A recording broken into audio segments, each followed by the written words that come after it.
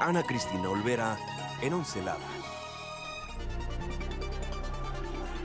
¿Cuántas veces has escuchado en las noticias mencionar al famoso sistema Cutzamala?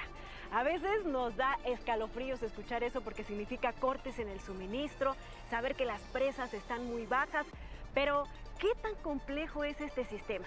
Hoy en Once Lab nos vinimos hasta acá, la planta purificadora Los Berros del sistema Cutzamala, donde se recibe toda el agua cruda de las presas y se procesa para purificarla y entregarla con óptima calidad y así abastecer a más o menos el 20% de la población de la Ciudad de México.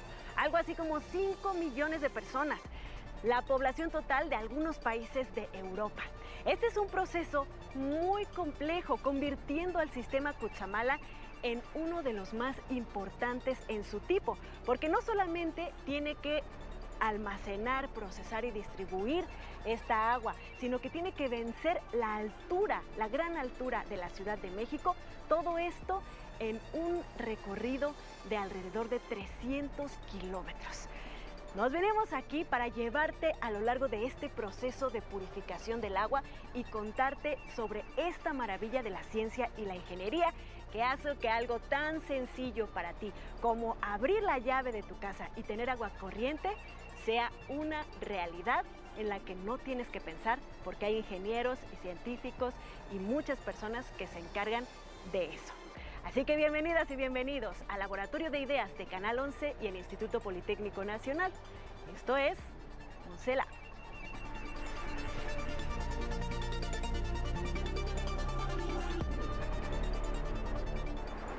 Estamos considerando que en el 2026 no tenemos ningún problema de sequía en el sistema Cutzamala. El agua de lluvia, almacenarla en las presas y luego sacarla por una gran infraestructura. Y al final el agua filtrada, que ya es óptima para tomar el agua. Aquí en Cerro de la Estrella tenemos diversos procesos en toda la planta. Tenemos procesos físicos, químicos y biológicos. Además, pues toda esta agua que no se está yendo al drenaje se evita que se vaya a inundar.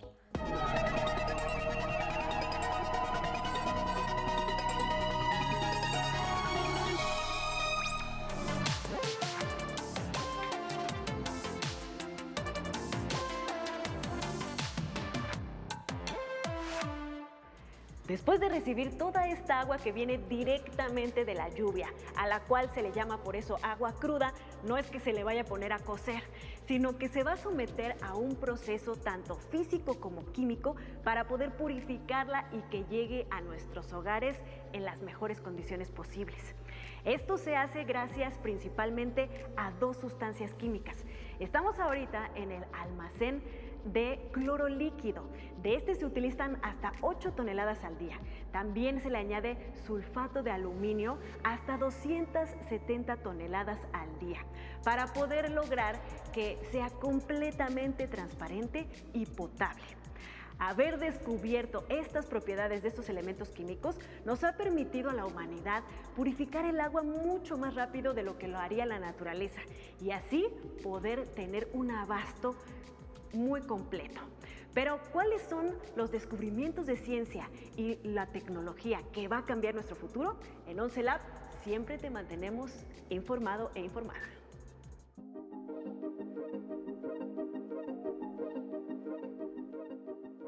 Luego de una prolongada sequía, las presas de México han pasado de un estado crítico, rondando el agotamiento, a un llenado casi total gracias a las intensas lluvias de este año. Se aprecia especialmente en el Valle de México y las presas del sistema Cutzamala.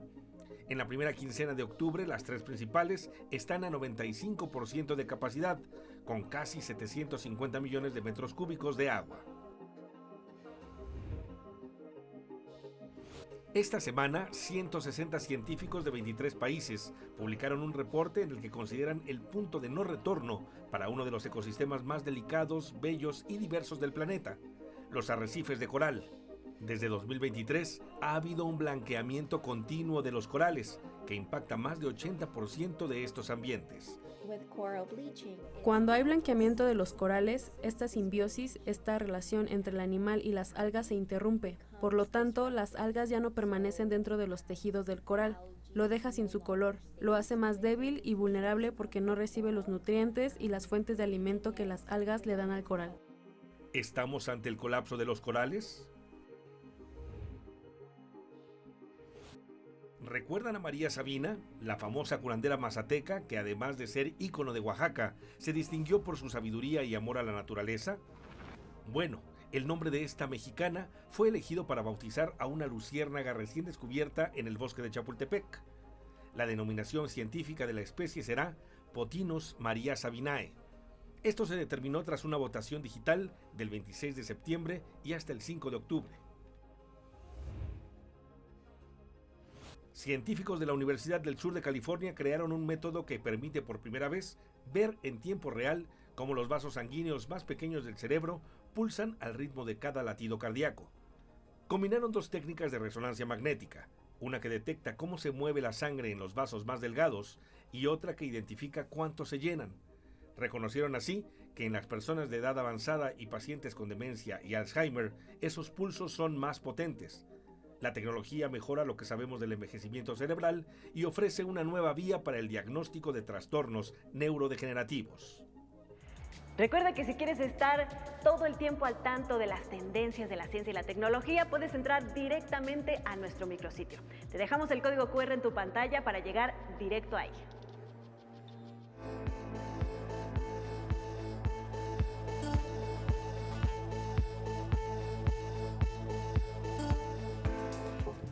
Entonces, ¿tú te atreverías a beberte un vaso de agua de lluvia? Ya vimos los procesos por los que pasa, pero el laboratorio también forma una parte fundamental, ¿no, Itzel? Así es, vamos a conocer, vamos a entrar al laboratorio para poder descubrir qué fue lo que tuvo que pasar antes para que ellos pudieran establecer cada uno de esos procesos y, pues bueno, vamos a descubrirlo. Acompáñenme.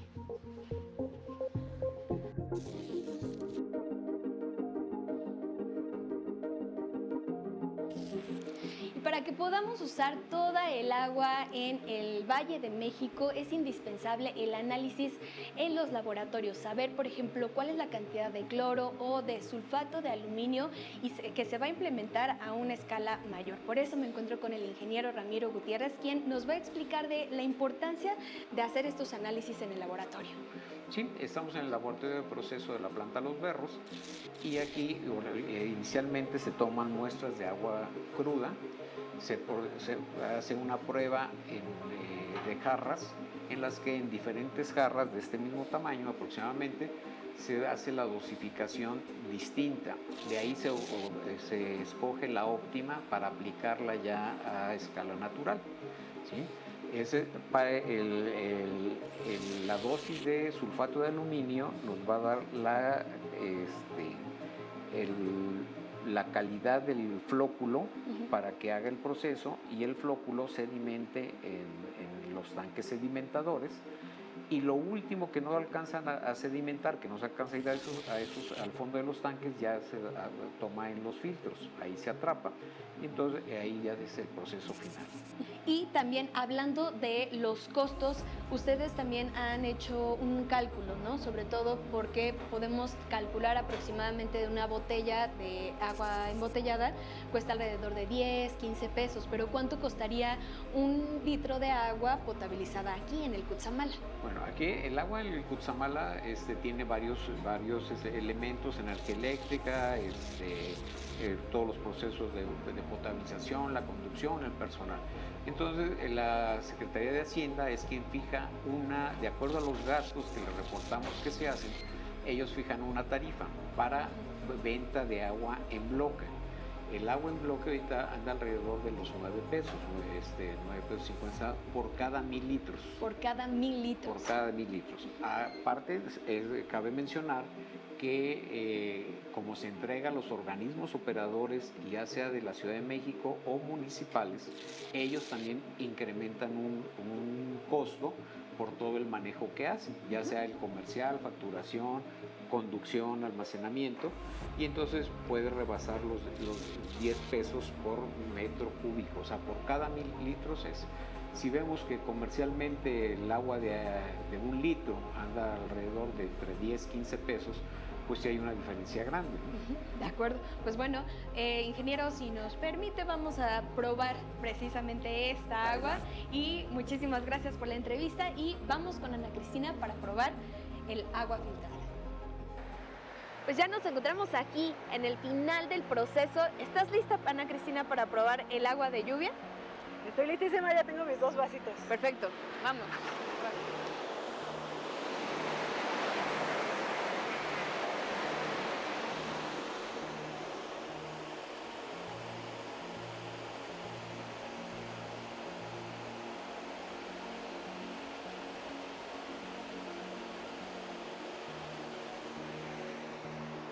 Bueno, salud. Salud. Seguimos en 11 lados.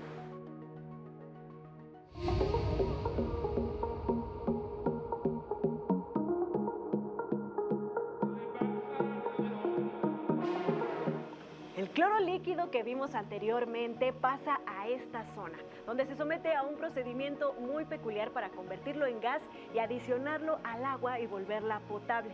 Este procedimiento se parece mucho al famosísimo baño María que seguramente has escuchado, que fue inventado por la alquimista María la Judía en Alejandría, Egipto. La visión de las mujeres siempre ha sido fundamental en el desarrollo de la ciencia y la tecnología.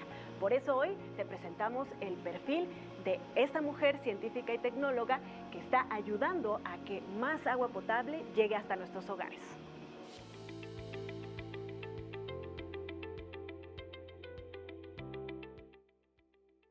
Aproximadamente tratamos 47 millones de metros cúbicos al año. Es la cantidad que cada año se procesa en la planta de tratamiento del Cerro de la Estrella al oriente de la Ciudad de México. ¿Cómo lo hacen? ¿Cómo logran obtener un recurso adecuado para riego y la industria? Veamos. Este utensilio que ves ahí es una criba. Separa los elementos sólidos de tamaño mediano para que el agua pase al siguiente proceso. Irá a contenedores donde será aireada para eliminar los sulfatos que dejan, por ejemplo, los detergentes. Se limpian con lodos activados y comienza un banquete microbiano. Como parte de tratamiento secundario ya implica un proceso biológico que es mediante lodos activados, prácticamente son microorganismos que se comen otros microorganismos para eliminar ciertos contaminantes en el agua, sobre todo nitrógeno y fósforo. El agua finalmente irá a un proceso de desinfección. Quien supervisa la operación precisa de esta planta y de todas las de la Ciudad de México es ella, la ingeniera Leslie Ramos, directora ejecutiva de Potabilización, Saneamiento y Reuso de la Secretaría de Gestión Integral del Agua. En sus propias palabras, explica por qué es tan importante este saneamiento. Es la manera que tenemos de no usar agua potable para ciertas cosas en donde podemos usar agua residual tratada. Evitamos el uso de agua potable para consumo humano como fuente principal y comenzamos a usar agua residual tratada. Los procesos son diversos. Aquí en Cerro de la Estrella tenemos diversos procesos en toda la planta. Tenemos procesos físicos, químicos y biológicos. Así se eliminan contaminantes emergentes como fármacos, detergentes, grasas de aceites y disminuye la carga bacteriana. Este paso permite que estas aguas alimenten también zonas lacustres de la capital con bajo impacto ambiental. Es un vistazo al trabajo de gestión del agua en la Ciudad de México, una labor que la ingeniera Leslie Ramos enriquece con su dedicación. Con imágenes de Luis Virgilio Maza, 11 Lab, María Fernanda Chávez del Río.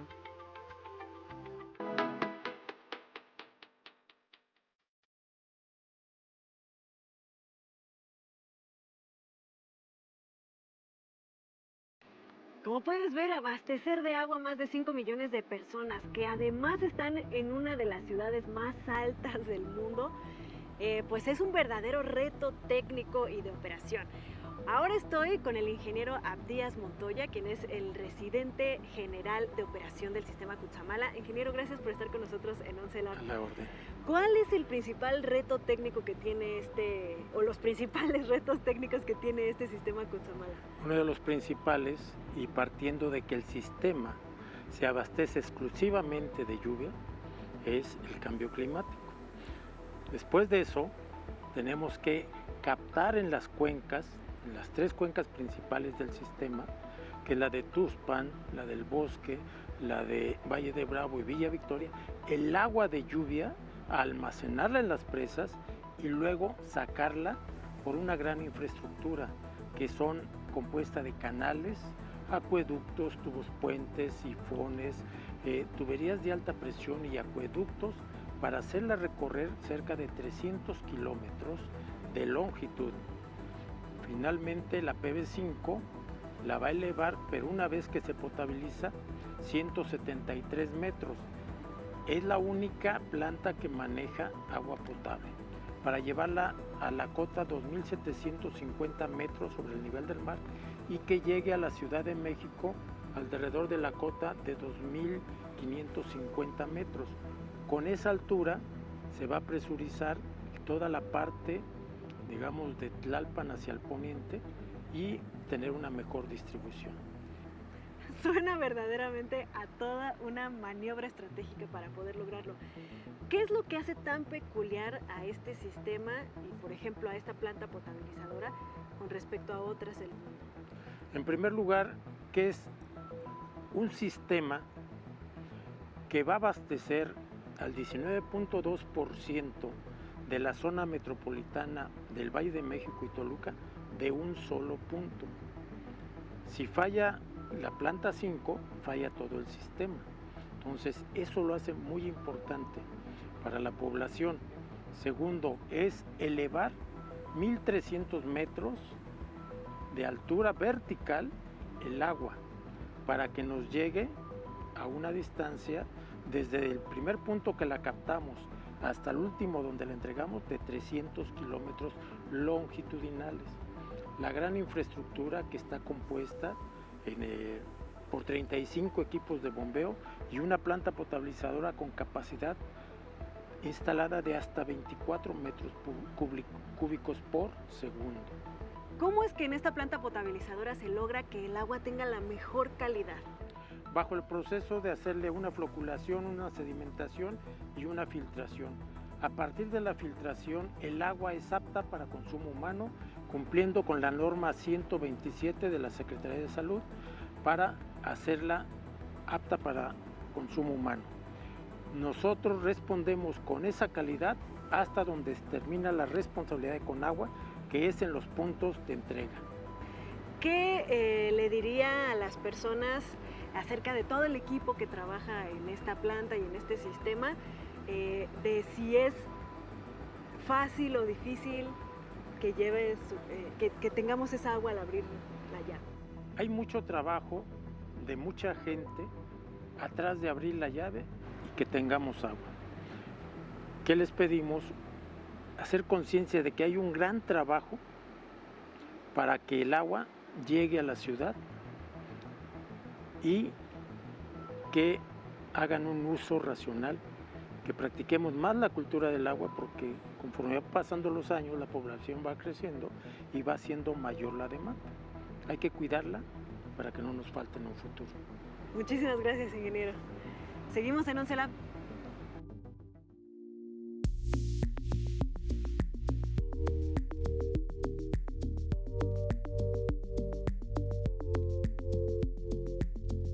Y aunque ahora estamos en uno de los corazones del sistema, que es donde se convierte el agua cruda en agua potable, en esta ingeniería que abarca alrededor de 300 kilómetros, hay varios puntos muy importantes.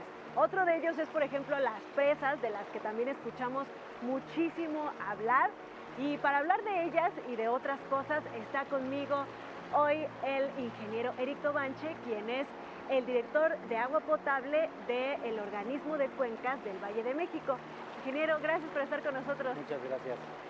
Antes de llegar toda el agua aquí a que se potabilice, ¿qué es lo que sucede en el sistema Cutzamala? Sí, claro, mira, contamos nosotros con 7 presas, las cuales son 4 presas derivadoras y 3 de almacenaje.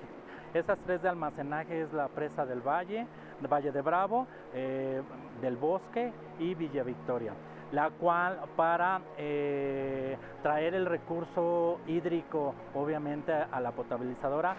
¿Por qué es que oímos a veces que las presas están muy bajas, que las presas están muy altas?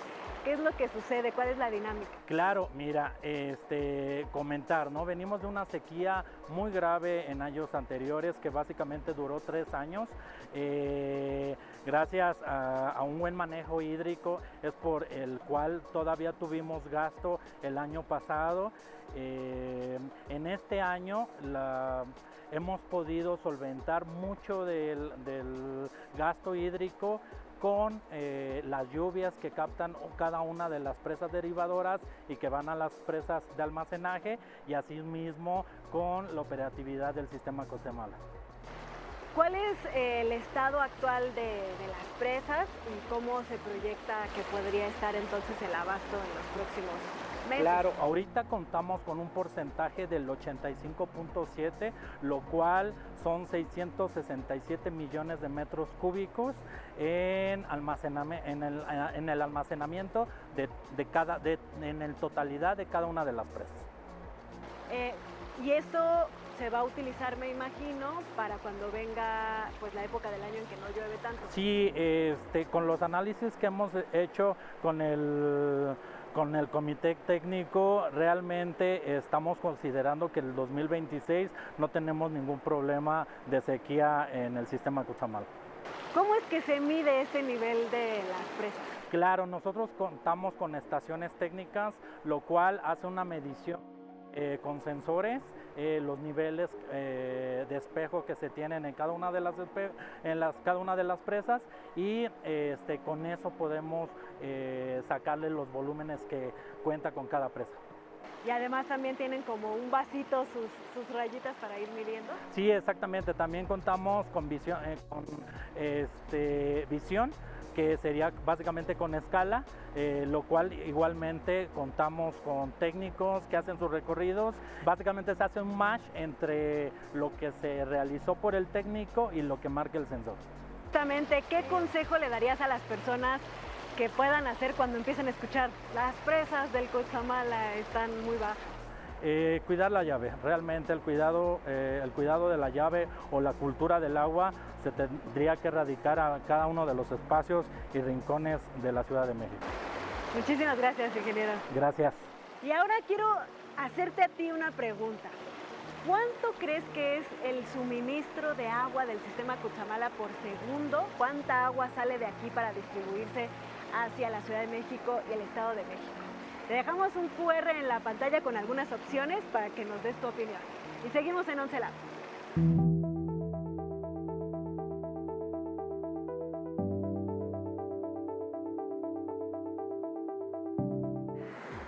Después de pasar por los procesos químicos, aquí en esta parte se utiliza únicamente la maravilla de las leyes físicas de la naturaleza para terminar de purificar el agua.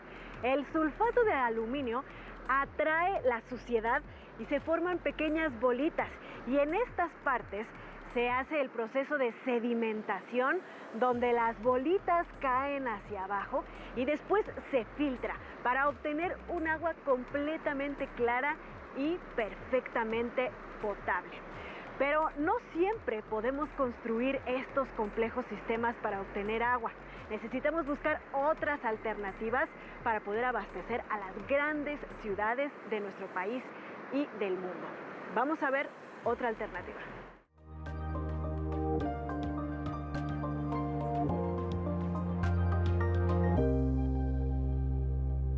La Ciudad de México se debate desde su origen entre la sequía y las inundaciones. La falta de agua potable ha llevado a sobreexplotar el manto acuífero y a depender de reservas lejanas para cubrir los casi 2,000 millones de metros cúbicos de agua que se requieren cada año. Por otro lado, las intensas lluvias del verano superan las de capitales consideradas más lluviosas, como lo es Londres en Reino Unido. ¿Qué pasaría si pudiéramos colectar el agua de lluvia que el cielo vierte en nuestros techos mientras padecemos de sed? Esto es lo que han hecho don Guillermo y su familia. Principalmente es para lavar la ropa 2 veces a la semana, ¿sí? Y entonces se ocupa medio tanque de agua, ¿sí? Y llueve y otra vez se llena, entonces así nos hemos ido. Y para regar el pasto y lavar el piso utilizamos esa agua. Entonces ya nos ahorramos el agua de directa que venía de la llave. Y los costos, ¿no? Que en eso nos ha ayudado bastante. Y su experiencia se ha replicado miles de veces en la capital del país. A principios de 2019 se comenzó con el programa social que en ese tiempo se llamaba Sistemas de Captación de Agua de Lluvia en la Ciudad de México y evolucionó a Cosecha de Lluvia. Se instalaron más de 73,000 sistemas en 11 alcaldías de la Ciudad de México. Cerca de 700,000 metros cúbicos de agua de lluvia se van al drenaje anualmente, colapsando el sistema de alcantarillado de la Ciudad de México. Únicamente en junio pasado, las lluvias superaron los 350 millones de metros cúbicos. Sin embargo, la capital del país ha captado aproximadamente 730 millones de litros de lluvia por año. Además, pues toda esta agua que no se está yendo al drenaje se evita que se vaya a inundar.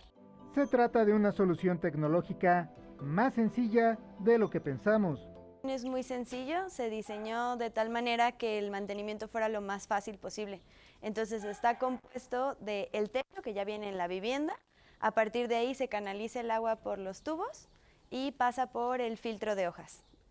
Ahí se separan las partículas más grandes y luego ingresa el agua al separador de primeras lluvias, donde se almacena los primeros días de lluvia de cada temporada. Sale del contenedor mediante la bomba y se dirige a una manguera. Además, dentro del contenedor tenemos un clorador flotante. México es uno de los 24 países con estrés hídrico, pero tal vez parte de la solución la tenemos como caída del cielo. Con imágenes de Eduardo Casanova, Oncelab, Carlos Guevara Casas. Hoy en Oncelab aprendimos que el sistema Cutzamala recorre 300 kilómetros con alta tecnología e ingeniería, que contiene 7 presas, una planta potabilizadora y también tuberías y canales que distribuyen toda esta agua, además de muchos otros elementos, que abastecen alrededor del 20% de las necesidades del Valle de México, que puede sonar a un porcentaje bajo, pero equivale a unos 5 millones de personas. También aprendimos que se pueden utilizar elementos químicos y leyes físicas para convertir lo que en este caso es agua cruda, que es el agua que proviene directamente de la lluvia, en agua perfectamente potable. Pero lo más importante que aprendimos es que la ciencia, la tecnología, el ingenio humano y mucho trabajo conjunto se pueden unir para garantizar uno de los derechos fundamentales de la humanidad, el derecho al agua en una de las ciudades más grandes del mundo.